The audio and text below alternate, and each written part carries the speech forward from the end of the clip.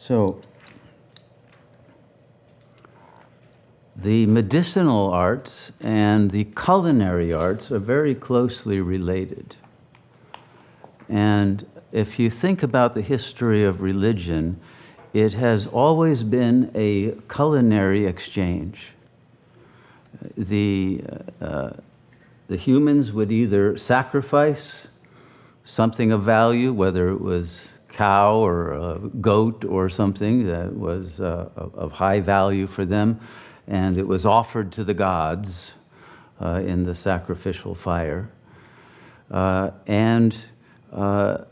In return, the gods would give the gift of a prosperous harvest and the food that would, the manna from heaven, the food that would enable the survival and the thriving of the sacred community.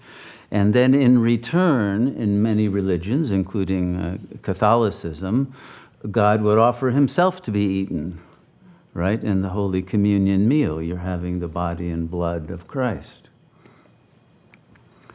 And in the Passover meal is a culinary exchange with God as well, and symbolizes God's service of the plagues that are,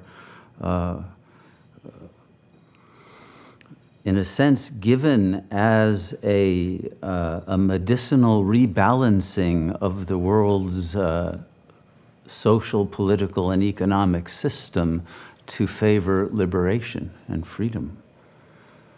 So if you think about it, going back to what I said was the ecological function of the human species,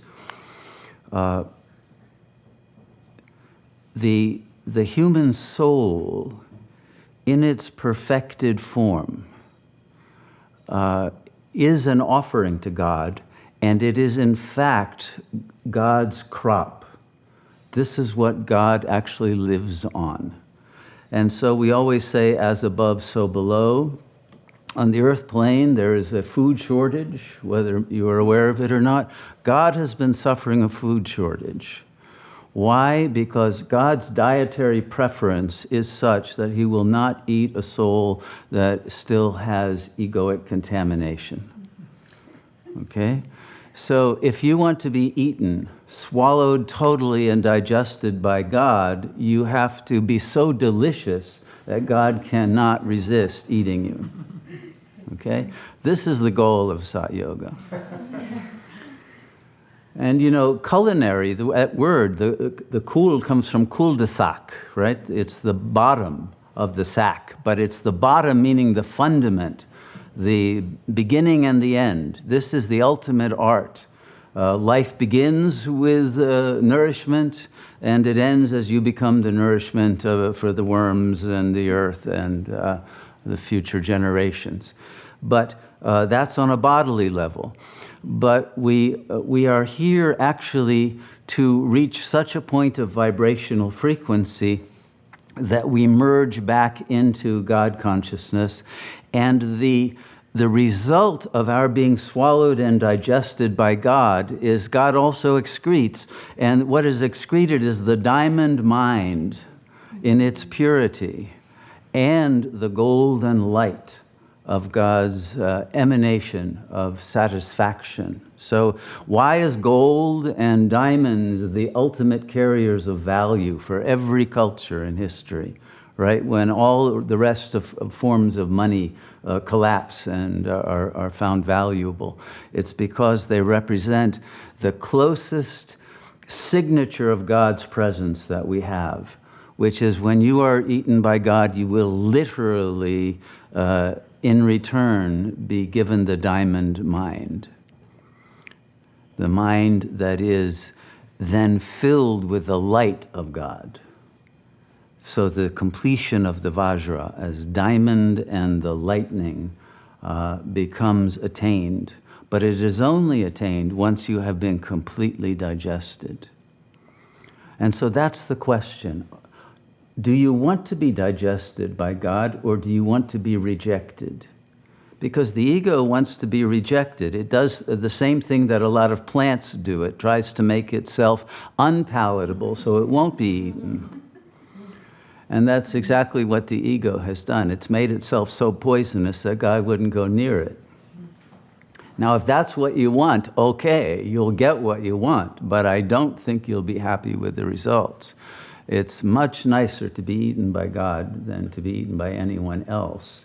But most people prefer to be eaten by their biological mother or some other person in their life that they worship as an idol, and they refuse to extract that attachment so that they can be fully digested by God consciousness. So what is love, really, when you get down to it? When you love someone, you want to know them as deeply as possible, right?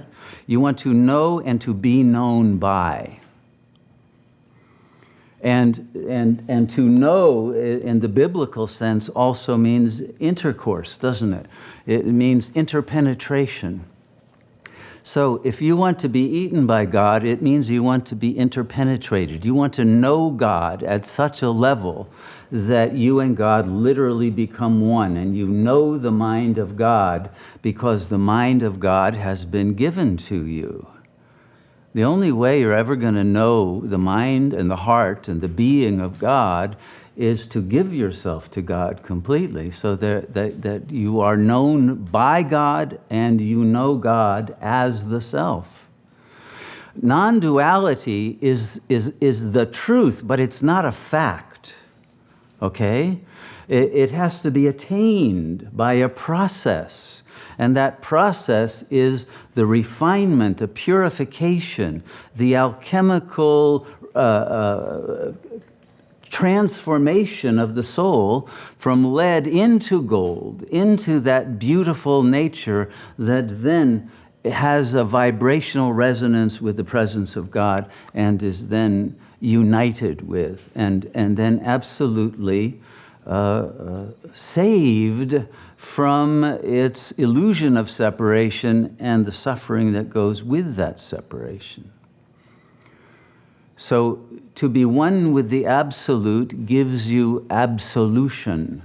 You are absolved from the sins. That's why the balm in Gilead is for the sin-sick soul. But it's only if you want to know God, and you can only know God if you love God. And if you're willing to be known by, and therefore completely digested by, infinite consciousness. But if you are in the ego mind, it is so contracted, so opaque, so small, so petty, that there's no way that you can know the infinite beauty of God. How can you know God's poetry if your own soul isn't open to that infinite beauty and majesty? You have to open completely. You have to be dilated if you want to be penetrated by God. And God has the Shiva Lingam, not you. And so the soul is in the feminine position. So interestingly, you have to go through two phases if you want to become one with God. The first phase is that you have to display all the masculine virtues, the strength, the courage to separate from the herd and from the family system and the internal superegos and all of that, those purifications, the courage that it takes to live a life in accord with Dharma and to constrain yourself, and the ability to stand for that which others will ridicule you and put you down and which you won't be able to explain. It requires a tremendous amount of courage of solitude. But then the second level is the feminine virtues, in which you have to be willing to open completely, open your heart totally, to love totally, to surrender totally, to become love. And if you aren't willing to have the courage to be completely taken by God, with all of your defenses removed, in a state of total vulnerability, then you won't reach that final stage of union. And then non-duality is not just the truth, but is the fact, the real. But it can't be that if you are still in duality and the love of the ego has not been overcome by the love of God. And this is the question. Who do you love more? Do you love your ego more? And your ego's attachments to which objects of desire and jouissance? Or do you love God more? That's the balance. That's the scale that we are all in. And if we love the ego and we want to justify it and we're rigid in holding on to our positions as egos, then we can never understand the karma that we have. We can't understand the suffering. We can't understand its meaning, and we can never be free of it, because it's those very rigid positions that the ego takes that are the cause of its suffering. And so we have to let go of all positionality, all strategic thinking, all tactics, all attempts to justify our rebellion against the cosmic order or the community order or whatever order is being offered as the pathway to the transcendence of ego, which is always going to meet with resistance. And with the ego's desire to go behind the back of whatever is the authority structure, the Dharma, even try to get behind God's back, although I don't think anyone could ever do that, but they try and pretend that God doesn't see everything. Well, you're wrong, and the only loser in that is that you have then hidden yourself from God. And if you think that that's an achievement, you'll discover that it was a big mistake. So it is only in this willingness to give and be given completely that there is absolution. So understanding what God's culinary preferences are, it's not hard to make yourself very delicious. But to make yourself very delicious means you have to be willing to be very loving and very virtuous and very pure and very forgiving, compassionate, and completely truthful.